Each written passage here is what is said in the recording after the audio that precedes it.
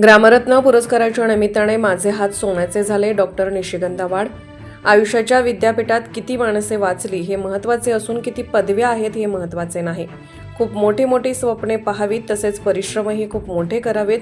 आपल्यातील नेमके गुण हेरून त्यांचा गुणाकार करणे गरजेचे आहे, म्हणजे जगणे सुलभ होईल. ज्ञानगंगेमध्ये ज्ञानार्जन करण्यासाठी चाललेला हा नंदादीप गेली 20 वर्ष तारदाळ येथील साहित्यप्रेमी युवा मंच जपत आहे.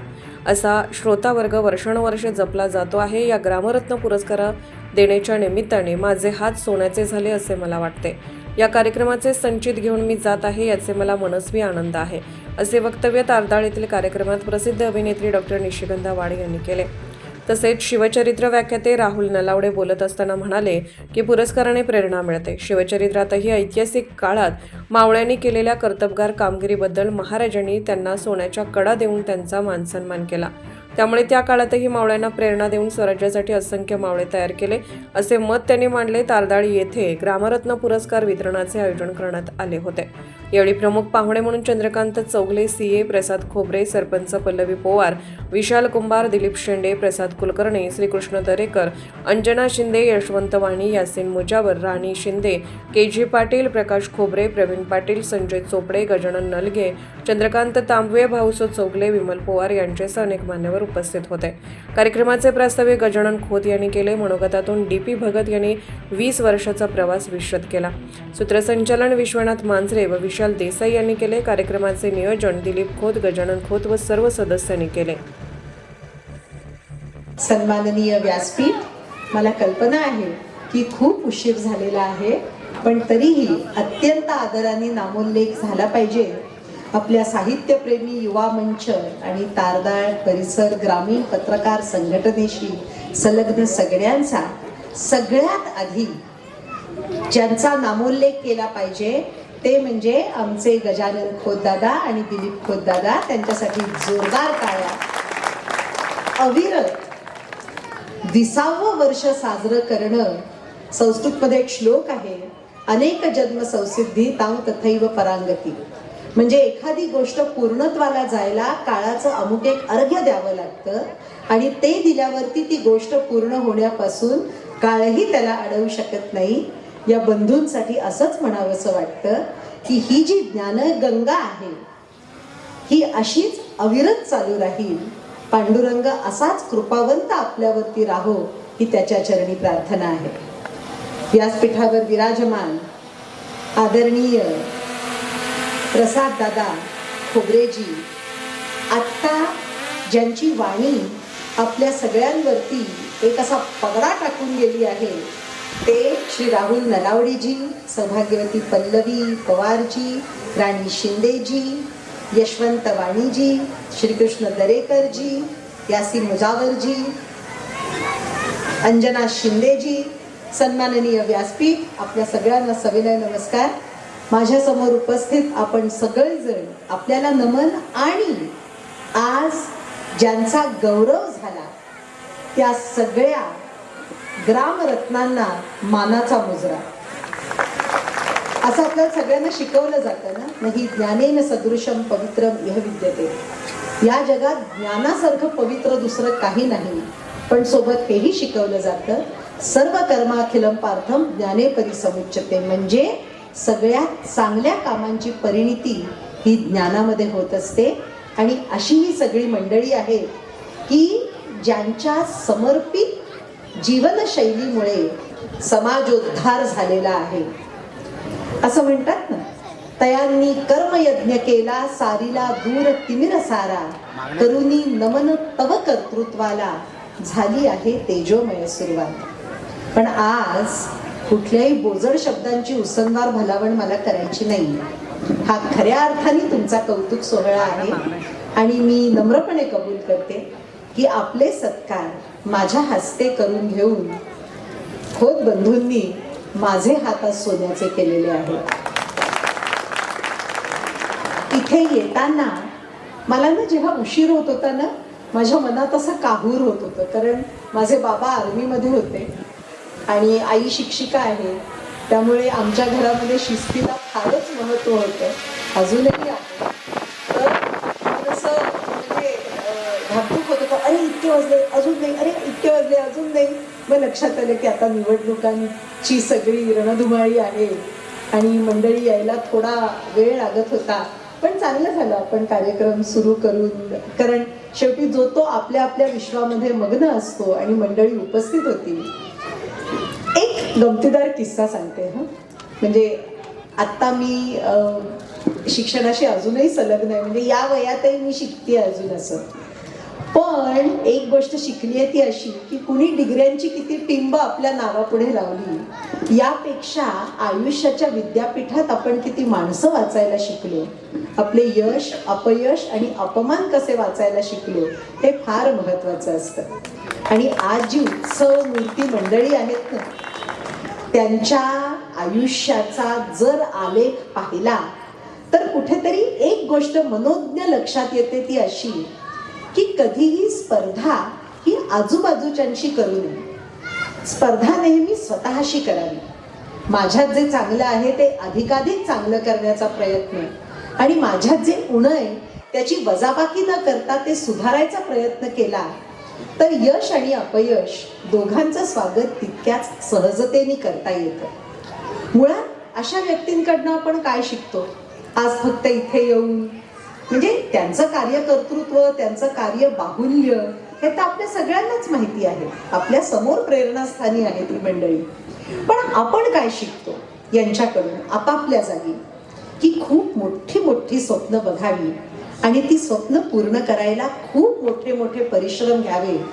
म्हणजे मग रोज सकाळी सूर्योदयाची वाट दूर क्षितिजाकडे बघत करावी लागत नाही, कारण तो सूर्योदय आपल्या मनामनात झालेला असतो.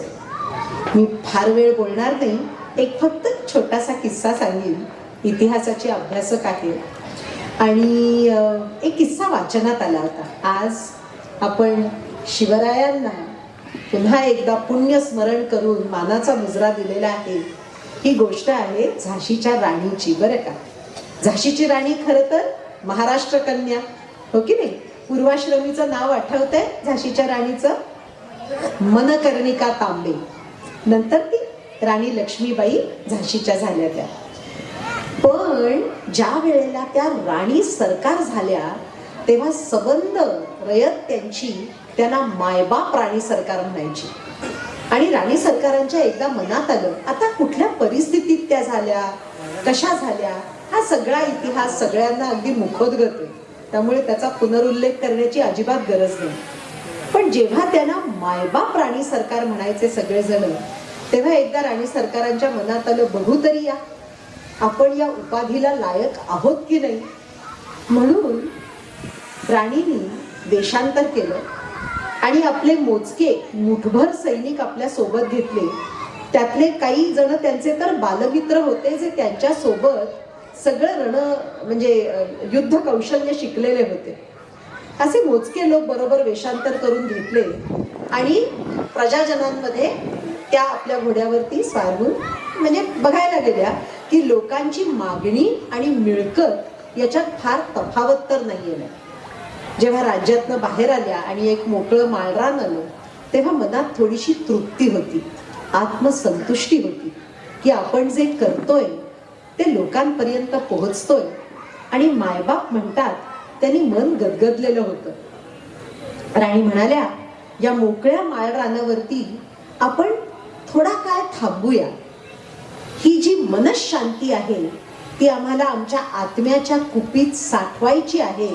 कारण म्हणाल्या, शेवटी देवाज्ञा झाल्यावरती कुठलीही धन दौलत आमच्या सोबत येणार नाही, आली तर ही हृदयस्थ शांती आमच्या सोबत येईल.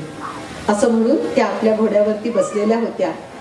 आणि कुठून कुणास ठाऊक एक दगड इतक्या वेगात राणीच्या दिशेने आला. तिने फेटा बांधलेला होता, पण तरी सुद्धा तो दगड इतक्या वेगात मारलेला होता की राणीचा तोल गेला, एक रक्ताचा ओघळ आला. ती आपल्या घोड्यावरनं खालती उतरली आणि तिचे जे सैनिक होते दोन आजूबाजूला थांबले. बाकीचे सैरा वैरा पळाले बघायला की या मोकळ्या माळ रानावरती राणी सरकारांना, मायबाप राणी सरकारांना दगड कोणी मारला. आणि ओळखलं कसं की वेषांतर केलेल्या राणी सरकार आहेत म्हणून. आणि तुम्हाला सांगते, अल्पावधीमध्ये एक 50-55 वर्षाच्या बाईला कैद करून त्यांनी समोर आणलं, ती सुकलेल्या पानासारखी कापत होती आणि पावसासारखी रडत होती. तिने लोळण घेतली आणि म्हणाली, मायबाप राणी सरकार, म्हणजे तिच्या पायावर डोकं ठेवत राणी सरकारांच्या म्हणाली, मायबाप म्या तुम्हासनी नाही हो दगड मारला. आणि आपला थरथरता हात उंचावत दूरवर एक आंब्याचं झाड होतं, तिथे इशारा करत म्हणाली ती माऊली, 8 दिवस झाले माझी पोरं उपाशी आहेत, त्यांच्या कोरड्या उपाशी नजरा बघवत नाही. आमचे धनी तुमच्याच युद्धात म्हणजे त्यांना वीरगती प्राप्त झाली. मुलांच्या कोरड्या उपाशी नजरा सहन होत नाही, त्या झाडावर चढण्याचं बळ नाही, म्हणून दगड मारला होता.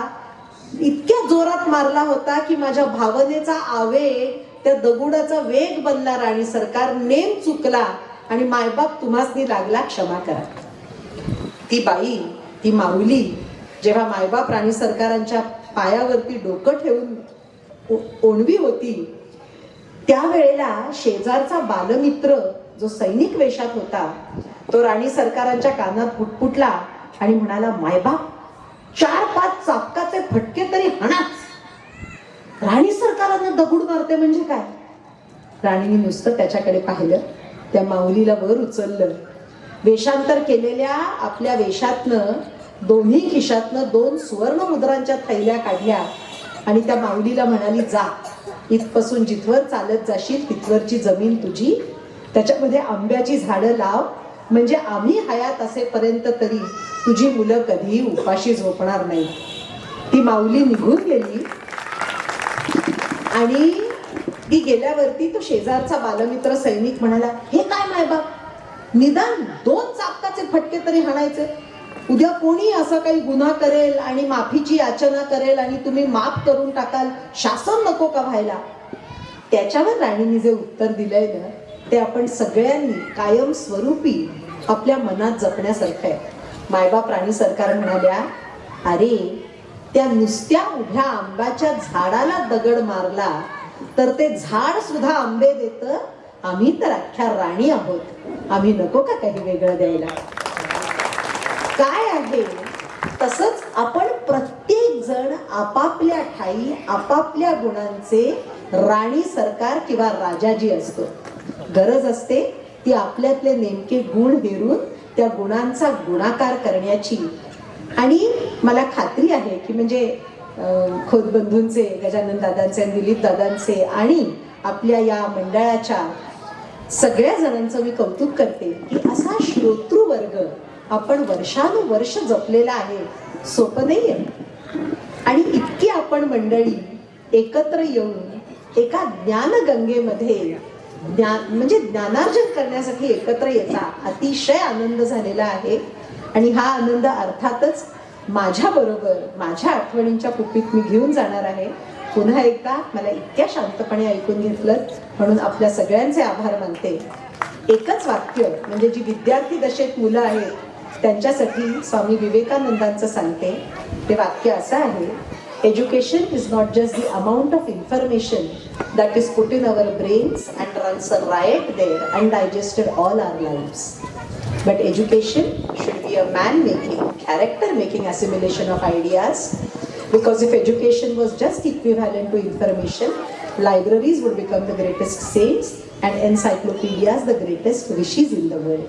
म्हणजे काय? आता तुम्ही सगळेजण ग्लोबल विलेजमध्ये राहता, ग्लोबल सिटिझन्स आहात. त्यामुळे इतक्या इन्फॉर्मेशनची बंबार्डमेंट तुमच्यावरती होत असते. जसं कार्यक्रमांमधनं असेल, सोशल मीडियावरनं असेल, हातातल्या गॅजेटवरनं असेल. पण हे सगळं ज्ञानामध्ये परिवर्तित करायला कशाची गरज आहे? तर अत्यंत सन्मानाने आपल्या हाताची मिठी आपल्या ओठांपर्यंत घेऊन जायची आहे. ज्ञानार्जन करताना त्या इन्फॉर्मेशनला विजडम मध्ये कन्व्हर्ट करताना एक गोष्ट विसरायची नाही, ती म्हणजे आपली एक स्वतंत्र ओळख या जागतिक व्यासपीठावरती आहे. ती म्हणजे आपण भारतीय आहोत.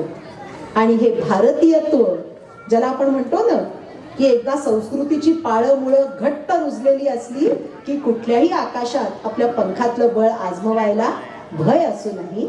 कारण मनात हा आत्मविश्वास, हा राष्ट्राभिमान, हा देशाभिमान असावा की आम्ही सगळे भारतीय आहोत. हरिओम.